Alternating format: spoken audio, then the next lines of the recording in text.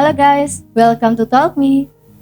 Balik lagi di Talk Me di episode horor malam hari ini. Kita sudah kedatangan narasumber yang gak kalah luar biasanya dan memiliki pengalaman horor yang lebih bersejarah nih, karena perjalanannya sepertinya panjang sudah kemana-mana ya. Kita langsung aja kenalin, ada Mas Giat. Selamat malam Mas. Malam, Mbak Risma. Kabarnya? Alhamdulillah sehat. Gak nyangka kita bisa ngobrol ya di channel Eka Risma. Sebenarnya tetangga sih. Tetangga, tapi sempat pernah ya ngajakin collab untuk penelusuran, cuman belum ada waktu yang pas aja. Jadi kita belum sempat ngobrol, dan ini malah ngobrol dulu nih di podcast ya. Oke, jadi buat teman-teman yang punya cerita dalam hal apapun, bisa langsung kirim cerita kalian ke nomor WhatsApp dan email di bawah ini. Jangan lupa sertakan nama, usia, sosial media, dan kirim cerita kalian, akan kami undang ke studio. Oke, langsung aja kita ngobrol sama Mas Giat. Jadi Mas Giat ini kan hobi ya, hobi atau apa nih? Ya, boleh dikatakan hobi dari kecil juga. Dari kecil? Dari kecil. Oke, memang hobi penelusuran ya. Penelusuran ke tempat-tempat yang mungkin keramat, bersejarah, dan horor.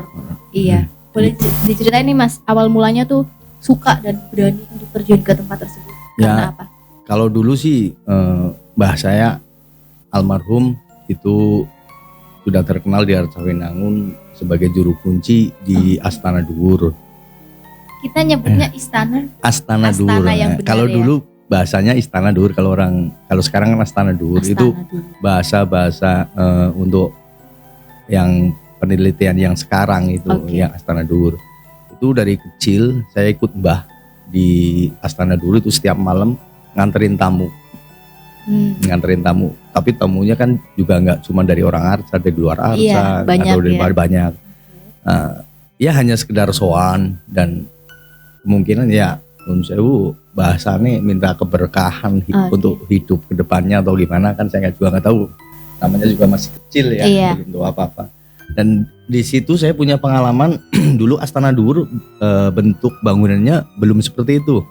Kalau sekarang kan terlalu vulgar ya, udah bagus. Kalau dulu tertutup pohon beringinnya juga keliling masih kelihatan alami seperti itu.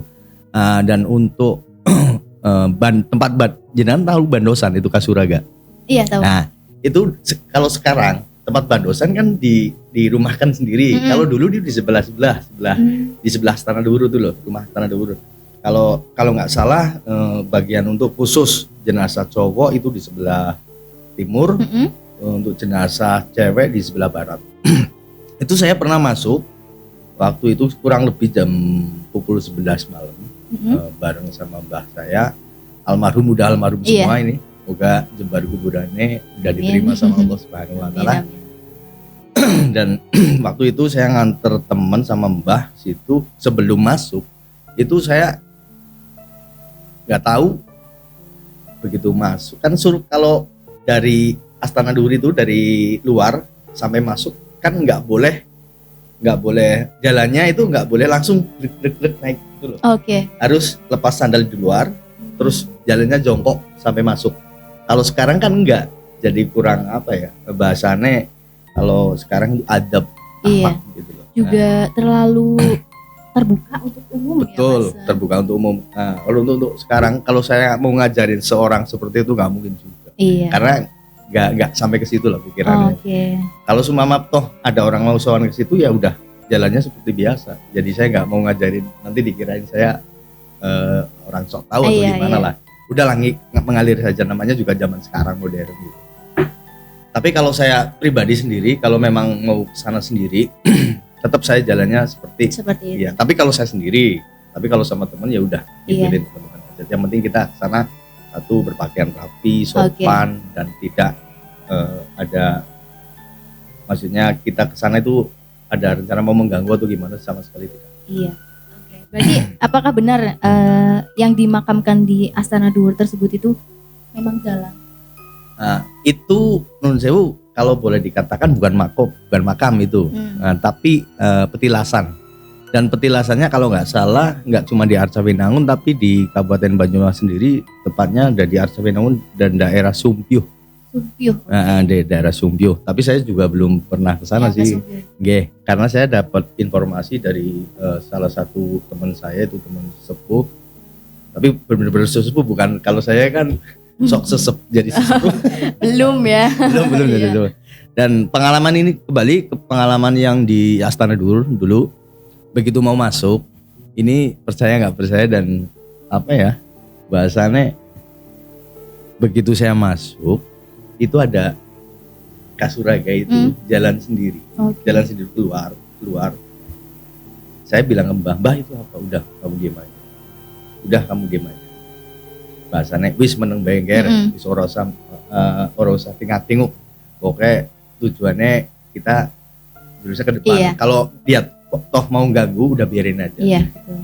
Sebenarnya itu bukan mengganggu, tapi menyambut. Bahasannya menyambut.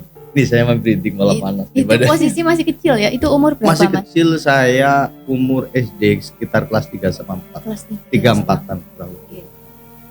Itu pengalaman yang kecil saya pernah lihat. Sampai sekarang masih ingat ya? Masih ingat banget. Terus mau pulang, setelah mau pulang itu saya dikelilingin sama Mbah, memperkenalkan ini loh. Oh iya. Ini alat-alat untuk perwayangan kayak percetakan gong dan namanya kenong kalau nggak salah itu yang di situ kan sekarang masih ada.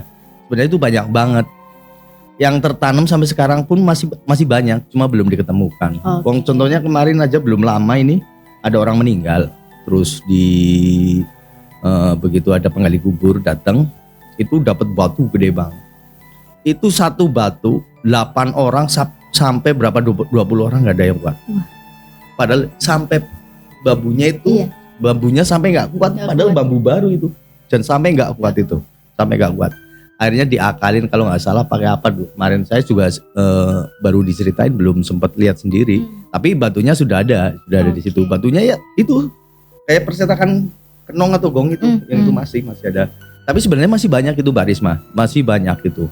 Cuma kalau kemarin di sejarawan ke situ nemuin saya, sebenarnya itu masih banyak itu Pak Kiat, tapi nggak mungkin kita kan kalau semua saru, kita kan bahasanya saru banget. Kalau tempat makam kita gali, padahal kan hal-hal yang nggak sengaja saja. Nanti kalau semua ada penggali kubur kok nemuin baru kita angkat gitu aja. Nggak mungkin kita gali sebanyak udah ada yang makamkan banyak sebanyak itu kan, kita nggak mungkin juga.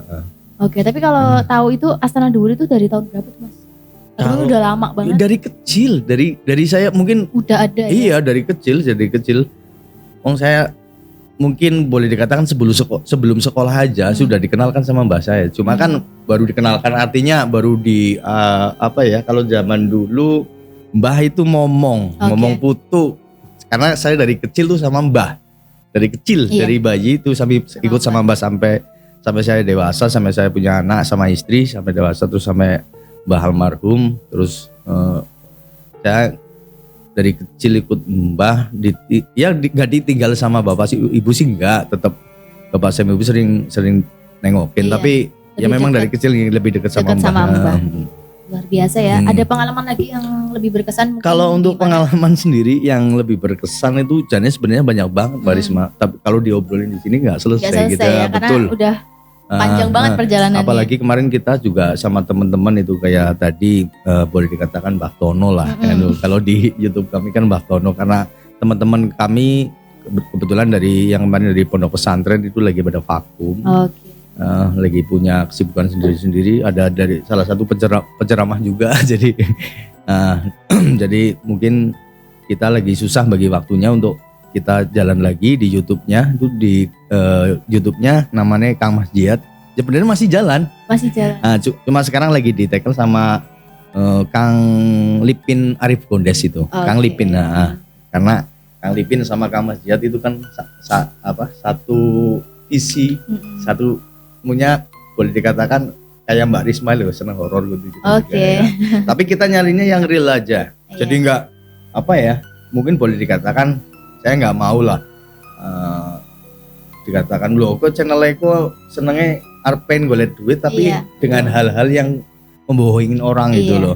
Saya pengennya real, tapi real saya sama teman-teman itu kalau memang laku ya alhamdulillah, nggak apa-apa. Kita kan namanya juga sekedar hiburan saja gitu loh. Kalau kita mau nyari duit cara mungkin bikin sesuatu yang heboh juga bener bisa cuma kayaknya kaku gitu loh karena nggak terbiasa gitu. Terbiasa. Oke, untuk channelnya itu berarti lebih banyak penelusuran ke makam-makam, tempat-tempat makam, terus tempat-tempat bersejarah, situs, terus ke hutan juga. Ke hutan. Ya, ke hutan. Terus paling heboh dulu di Timur Gor Satria Purwokerto. Timur Gor Satria? Ya, yang sekarang masih sawah itu loh. Lewatnya lewatnya itu Jalan Dr. Suparno terus lewat sentral itu masuk. Yang daerah mau ke Karangwangka. Iya, masuk itu loh. Timur Gor Satria persis itu. Oh, yang masuk sawah itu kan? Betul. Ya, paling heboh di situ. Itu ada apa itu, Mas? Kita cuma sawah doang. Tapi memang terkenal sih. Kalau enggak cuman saya, omongan saya bukan cuman saya. Saya juga dari orang gitu. Makanya saya ke situ. Itu teman saya, pengalaman teman saya. Waktu itu saya sering sama temen tahu ngobor, bahasa ngobor itu. Nyari belut, nyari ikan malam. Saya kan seneng banget sama teman-temannya gitu. Itu namanya temen salah satu inisialnya M. Itu hobi banget. Malah sering sendirian. Dia nggak suka ditemenin. Tapi kalau ditemenin ya paling sama saya dan kalau seringnya sendirian. Nah, dia boleh dikatakan di situ punya pacar, Mbak Risma. Punya pacar tapi pacarnya bangsa goib itu loh. Oh, oke. Ya, sampai sekarang itu kalau kita ke sana, kalau bisa jangan banyak orang. Cuma Mbak Risma pengen ketemu atau nggak. Kalau lihat langsung sih nggak mungkin. Tapi biasanya bau, angin, terus sama rasa dulu lah ya. Terus didengerin sesuatu. Itu khas banget suara cewek. Nggak mungkin lah dia bawa cewek ke situ. Iya, apalagi suaranya sendiri mirip banget cewek, nggak mungkin. Itu sebenarnya tempat apa, Mas? Ya tempat biasa, sawah doang. Iya, sawah doang. Cuma kemungkinan besar kemarin pas penelusuran itu kebetulan Mbak Tono masuk. Kita masukin Mbak Tono, namanya Mbak, kalau nggak salah Mbak Kamiati apa siapa sih itu saya. Malah dikasih batu saya, batunya sampai sekarang masih ada. Itu kalau dipegang pertama langsung panas. Sayang nggak saya bawa. Itu kenang-kenangan itu kalau nggak salah kemarin dia kecelakaan di daerah situ. Nah, sampai sekarang dia namanya meninggal kecelakaan kan boleh dikatakan orang penasaran lah ya. Itu udah lama kejadian. Udah lama banget. Dulu banget. Kemungkinan besar itu dari saya belum lahir juga. Iya, belum dari lahir. Tapi sudah sempat kenalan. Tapi lewat mediasi seorang nggak bisa lihat langsung, bukan yang asli. Tapi kalau yang aslinya itu biasanya angin, terus baunya wangi. Terus tahu-tahu itu kayak di lempar pasir atau kerikil yang kecil-kecil, pasti kena rambut, pasti kena pala. Hampir semua kena. Nggak mungkin nggak ada yang kena itu. Tapi yang manggil itu pacarnya nggak kena. Emang dia apa spesialisnya gitu. Tapi itu temennya yang pacaran sama makhluk ini tahu itu bukan manusia. Ya tahu banget lah, dia kan memang hobinya dulu ngobor ya. Sebenarnya boleh dikatakan dia penakut, tapi nggak tahu juga sekarang kok malah dia nyariin kayak gitu. Berarti benar ya Mas ceritanya orang yang pacaran dengan makhluk goib? Benar. Tapi ya nun sewu bahasane itu kan pribadi ya Mbak Risma ya. Jadi orang kebanyakan tuh hal-hal itu nggak percaya sama sekali. Tapi kalau kembali lagi, kalau kita nggak percaya goib, berarti kita nggak percaya sama Allah Subhanahu Wa Taala dong. Allah aja goib kan, ya kan? Iya. Nah, udah kembali ke situ aja lah. Tapi kita ambil sisi baiknya saja. Wong teman saya kan di situ nggak ada niatan yang gimana, cuma pengen jadi teman saja. Lagian di situ nggak pernah ganggu juga.